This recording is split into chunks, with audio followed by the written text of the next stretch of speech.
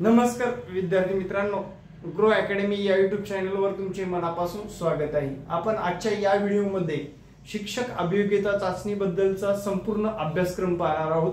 बऱ्याच विद्यार्थ्यांनी मेसेज करून कळवलं होतं, सर शिक्षक भरतीमध्ये नेमका सिलेबस कसा पूर्ण करायचा, पुस्तक लिस्ट कोणती वापरायची आणि येणाऱ्या आगामी परीक्षेमध्ये कशा पद्धतीने अभ्यास केल्यानंतर आपलं टार्गेट जे काय आहे, टार्गेट साधारण आपलं 160 प्लस आहे, ते कसं पूर्ण करायचं आजच्या या व्हिडिओमध्ये आपण पाहणार आहोत सर्व डिटेल मध्ये माहिती। चला तर मग मित्रांनो बघू आपण डिटेल मध्ये माहिती कशा पद्धतीने सिलेबस असणार आहे। तर सर्वप्रथम तुम्ही जर आपल्या ग्रो अकॅडमी या YouTube चॅनलवर नवीन असाल तर ग्रो अकॅडमी YouTube चॅनलला सबस्क्राइब करा। चला तर मग बघू आपण शिक्षक अभियोग्यता चाचणी साधारणपणे 200 गुणांसाठी आहे। त्याच्यामध्ये साधारणपणे विद्यार्थी मित्रांनो जे की 40% बुद्धिमत्ता या घटकासाठी देण्यात आलेले आहेत आणि 60% अभियोग्यता या घटकासाठी देण्यात आलेले आहेत।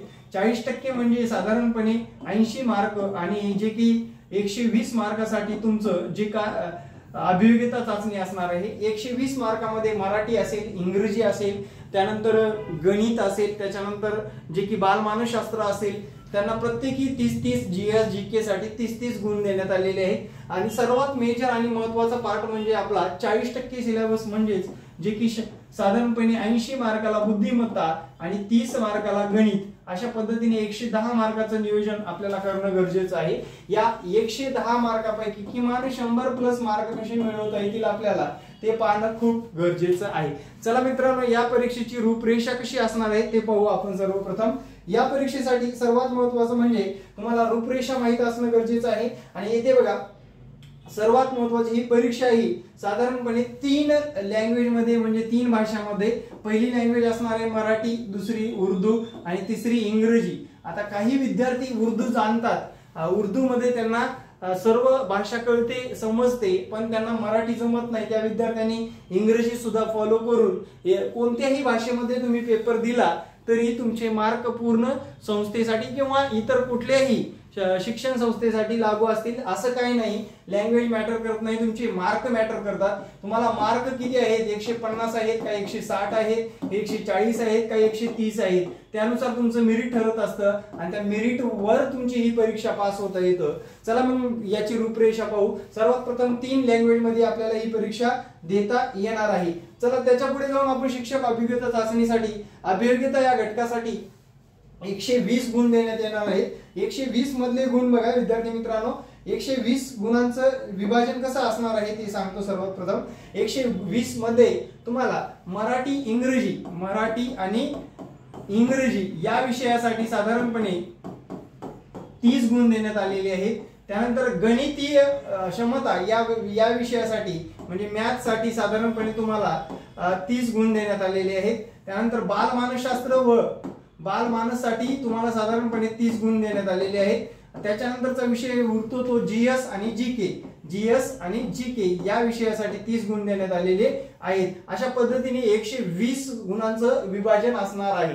आणि त्यानंतर विद्यार्थी मित्रांनो लक्षात घ्या, त्यानंतर तुमचं हे अभियोग्यतेमध्ये तुम्ही इथं पाहू शकता 120 गुण म्हणजे 60% भाग हा अभियोग्यतेसाठी आणि 80 गुण हा म्हणजे 40% भाग हा बुद्धिमत्तेसाठी देण्यात आलेला आहे। त्यासाठी तुम्हाला 2 तास वेळ आहे। सर्वात महत्त्वाचा आणि मोठा मॅटर असा आहे मित्रांनो, इथे तुम्हाला टायमिंगचं खूप बंधन आहे।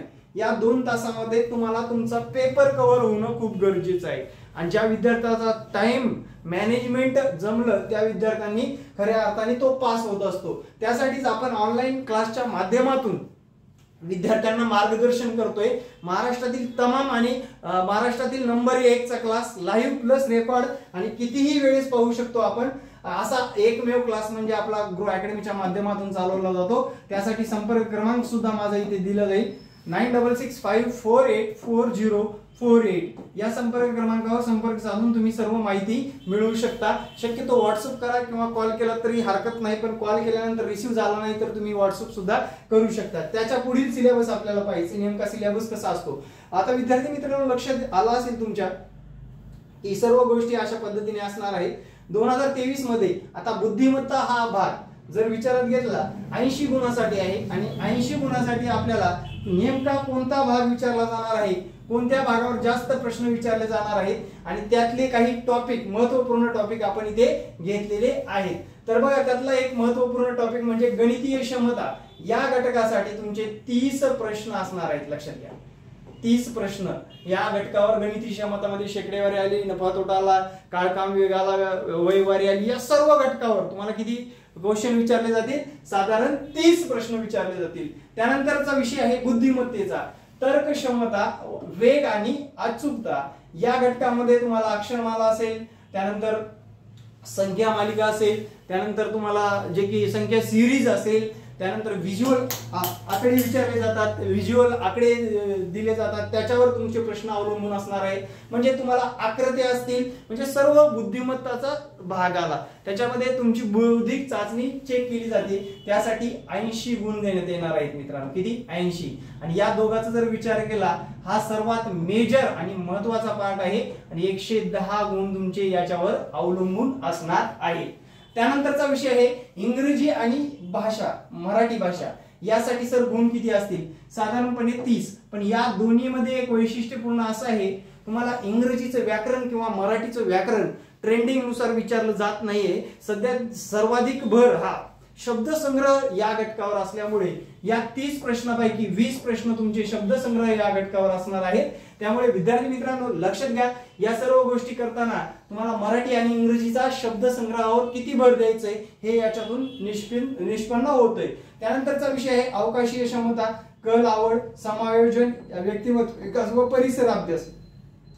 या घटकासाठी किती गुण देण्यात आलेले आहेत? तर या घटकासाठी साधारणपणे 60 गुण देण्यात आलेले आहेत. त्यामध्ये परिसर अभ्यासामध्ये तुम्हाला विविध भूगोलावरील प्रश्न असतील, राज्यघटना असेल, शिक्षणाबद्दलचे कायदे असतील, जुने कायदे, नवीन कायदे, बदल आणि शैक्षणिक दृष्ट्या जे आपल्याला आवश्यक असणारे प्रश्न तुम्हाला या परिसर अभ्यास आणि समायोजन व्यक्तिमत्व या घटकामध्ये विचारले जात आहेत.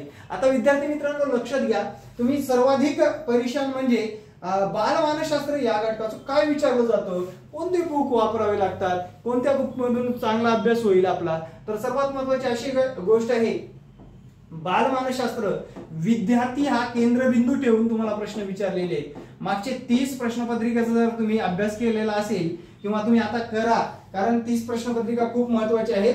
कारण या 30 प्रश्नपत्रिकेमध्ये विद्यार्थी हा केंद्रबिंदू ठेवून तुम्हाला प्रत्येक प्रश्न विचारला गेलेला आहे.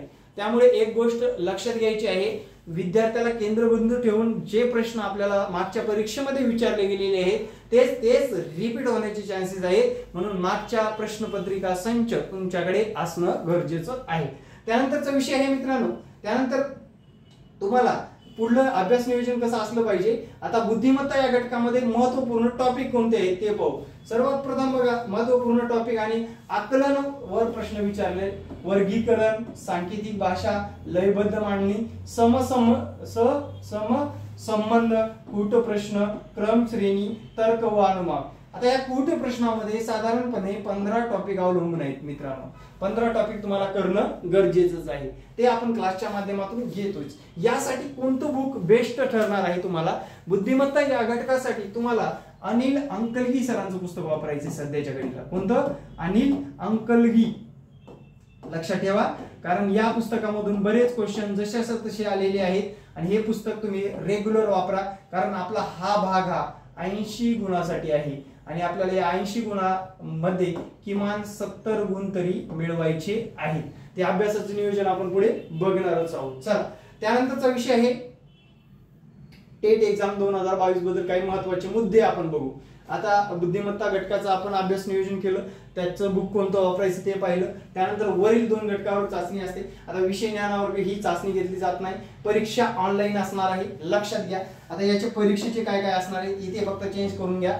हा महापरीक्षा किंवा महापोर्टल घेणार नाहीये इथं. आता परीक्षा कोण घेणार आहे तुम्हाला सर्वांना माहित आहे, IBPS घेणार आहे. कोण घेणार आहे? IBPS ही कंपनी आपली परीक्षा घेणार आहे. त्याच्यानंतर वेळेचं बंधन 2 तास, प्रश्नाचे स्वरूप वस्तुनिष्ठ प्रश्न MCQ स्वरूप असणार आहे. त्याच्यामध्ये आता सर्वात महत्त्वाचं म्हणजे 5 ऑप्शन येतील का सर? येऊ शकतात, कारण IBPS परीक्षा घेणार आहे. आणि ही परीक्षा विषय ज्ञानावर नाही, म्हणजे कशावर आहे? विषय ज्ञानावर नसून, म्हणजे विषय ज्ञान म्हणजे काय, तुमचं जर सामाजिक शास्त्र आहे, गणित विज्ञान आहे, त्यांच्यासाठी नाहीये, लक्षात द्या. तर त्या विषयावर अवलंबून नसणार आहे, तर ते एक कॉमन एक्झाम असणार आहे. 1 ते 10 पर्यंतच्या सिलेबसवर अवलंबून असणार आहे. 1 ते 10 पर्यंतच्या सिलेबसवर. मग त्या सिलेबसमध्ये तुम्हाला बुद्धिमत्ता घटक सुद्धा आहे स्कॉलरशिपला, त्यानंतर गणित घटक आहे, इंग्रजी घटक आहे, मराठी घटक आहे. म्हणजे या सर्व सिलेबसवर आपल्याला काहीही विचारलं जाईल, हा सर्वात महत्वाचा आणि मुद्दा त्यांनी मांडलेला आहे. त्यानंतरचा विषय आहे बघा, त्यानंतरचा असा विषय आहे, आता तुम्ही लक्षात घ्या, त्यानंतरचा विषय असा आहे, परीक्षेला जाताना कोणतं काय करणं गरजेचं आहे. तर दुसरा प्रश्न विद्यार्थ्यांचा कायम येत असतो की सर निगेटिव्ह मार्किंग आहे का, निगेटिव्ह मार्किंग आहे का. तर याचं उत्तर, या परीक्षेसाठी निगेटिव्ह मार्किंग नाही. हे एक महत्वाचं, आणि बऱ्याच कमेंट आल्या होत्या. आता हा पण मुद्दा आता सध्या चर्चेमध्ये आहे. याच्यावर आता सध्या जे काही संघटना वगैरे चर्चा करतायत की ही परीक्षा 5 वेळा देता येते, 2017चे मार्क काउंट होणार नाहीत, असा शासनाचा निर्णय आहे. आता जे 5 मुद्दे मांडलेले आहेत शासनाने त्यानुसार. त्यानंतरचा विषय बघू आपण पुढे, 5 वेळा देत आहेत. आणि 38 वर्ष ओपन साठी 38 वर्ष, नवीन GR नुसार 40 वर्षापर्यंत देता येते. आणि कास्टचे जे विद्यार्थी आहेत, कास्टच्या विद्यार्थ्यांसाठी 43 वर्ष होतं, आता नवीन GR नुसार 45 वर्ष देता येणार आहे. आणि हे कोविडच्या काळामध्ये जे काही वर्ष वाया गेले त्यांच्यासाठी हे 2 वर्षाची सूट देण्यात आलेली आहे.